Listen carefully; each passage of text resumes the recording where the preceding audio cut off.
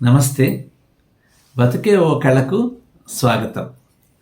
వేసవి సెలవులు వచ్చాయంటే పిల్లలు ఇళ్లల్లో, వాకిళ్లలో, రోడ్ల మీద, మైదానాల్లో ఆటలాడుతూ కనిపిస్తారు. ఇట్లా ఆటలాడే పిల్లల్ని చూస్తున్నప్పుడు పరమ ప్రశాంతంగా, ఎంతో మనోహరంగా ఉంటుంది ఎవరికైనా. అట్లా ఒకసారి ఒక స్టేడియంలో నేను పిల్లలు చాలామంది బిలబిలమంటూ ఆడుకుంటున్నప్పుడు చాలాసేపు చూశాక ఈ ఆట మీద, ఈ పిల్లల ఆట మీద ఒక చిన్న కవిత రాయాలని అనిపించింది. దీన్ని 2016 వేసవిలో రాశాను. ఈ కవిత శీర్షిక పిల్లలు ఆడుకుంటున్నప్పుడు. ఉన్నట్టుండి ప్రపంచం అంతా ఆట స్థలమైనట్లుంది పిల్లలు ఆడుకుంటున్నప్పుడు. తోటల్లోని పూలు తరలిచ్చి పరిమళాల గంధాల్ని వెదజల్లుతున్నట్లుంది. గాలులు ఈలలు వేసుకుంటూ హుషారుగా కోలాటాలు ఆడుతున్నట్లుంది. బడి గదులు తీరిగ్గా స్వేచ్ఛగా విరామరాగాల్ని ఆలపిస్తున్నట్లుంది పిల్లలు ఆడుకుంటున్నప్పుడు.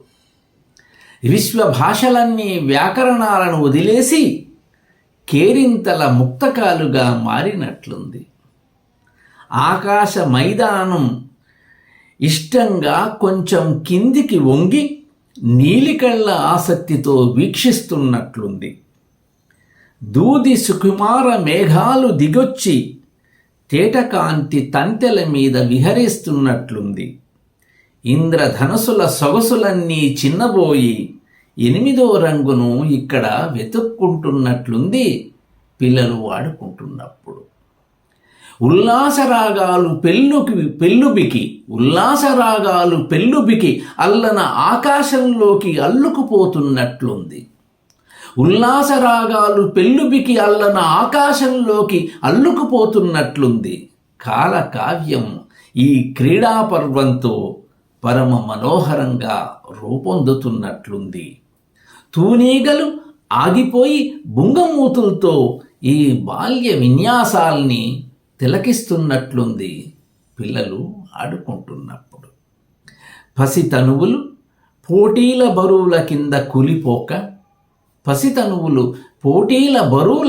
కులిపోక ఎట్లా సహజంగా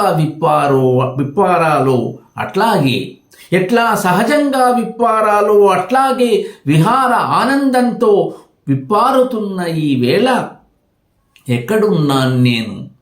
బహుశా వీళ్ళ ఆటల ప్రపంచంలో ఆటనైనట్లున్నా. నమస్తే.